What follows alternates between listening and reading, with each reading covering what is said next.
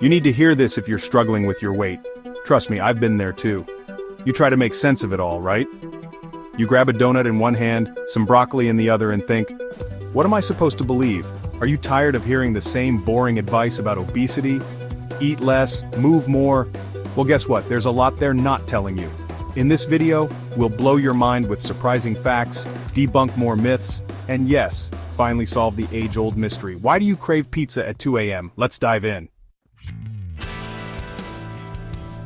Alright guys, let's talk about exercise. We all know it's good for us, right? But can it actually outrun a bad diet? Spoiler alert, it's true. Think of it this way. You hit the gym, crush a 30-minute workout, feeling good, right? But then you reward yourself with a slice of pizza. Sounds familiar? Now, that single slice of pizza could take you 45 minutes of intense jogging to burn off. Add a soda, double it. And let's be real. Who's running for 90 minutes after a cheat meal? I know I'm not. The truth is, while exercise is crucial for overall health, when it comes to weight loss, food is king. What you put in your body has a far greater impact than how many miles you run or burpees you conquer. This isn't about discouraging exercise, it's about understanding the science. Weight loss ultimately comes down to calories in versus calories out. So, next time you're tempted to work off a greasy meal, remember, you can't outrun a bad diet. Alright everyone, time for a quick quiz to test your knowledge. I'm gonna throw some tricky scenarios your way, and you tell me which is worse for your waistline. Ready? First up, skipping breakfast or eating late at night? Tough one, right? Next, diet soda or regular soda? Both sound kinda bad, right? Okay, last one. Stress eating or boredom eating? We've all been there. Got your answers locked in?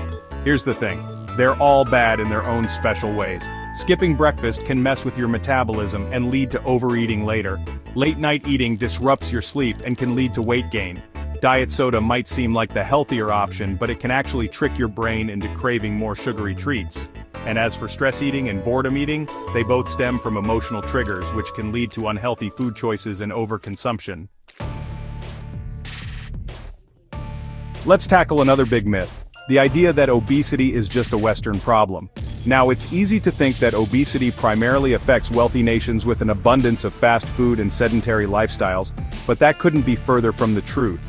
The reality is, obesity rates are skyrocketing worldwide, even in developing countries. It's a global epidemic, my friends. And the reason? It all boils down to globalization. The global spread of ultra-processed foods, sugary drinks, and, let's be real, addictive marketing tactics are infiltrating every corner of the world. And it's these ultra-processed foods that are the real culprits. You know what I'm talking about? Those foods engineered to be hyper-palatable, loaded with sugar, salt, and unhealthy fats. The stuff that makes you crave more even when you're full. We need to make healthy food more accessible and affordable for everyone, not just those in privileged communities. Ever wonder why it's so hard to resist that bag of chips or that extra slice of pizza? It's not just about willpower, it's science. You see, junk food is carefully designed to be addictive. Think about it. Food scientists spend countless hours engineering these foods to hit all the right pleasure points in our brains. They know exactly what they're doing. These foods light up your brain's reward center like a Christmas tree, releasing a surge of dopamine that makes you feel, oh so good, temporarily. But here's the catch. Your brain quickly adapts to this dopamine rush, requiring more and more junk food to achieve the same level of satisfaction. Junk food also hijacks your hunger hormones, like leptin and ghrelin, which regulate your feelings of fullness and hunger. These foods throw your hormones out of whack, making you crave more even when you're physically full. It's like your body is stuck in a vicious cycle of craving and overeating. By understanding the science behind these cravings, we can start to make more mindful choices. Okay, time for a little honesty hour. How many of you have ever eaten your feelings? Don't be shy, I've been there too.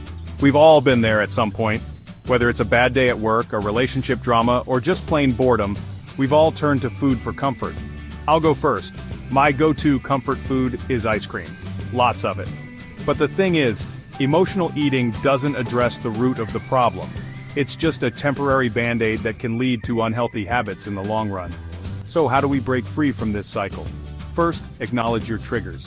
What situations or emotions make you reach for those comfort foods? Once you're aware of your triggers, you can start to develop healthier coping mechanisms. Instead of reaching for that pint of ice cream after a stressful day, try going for a walk, calling a friend, or listening to your favorite music. That was a lot to unpack, but I hope you found it helpful.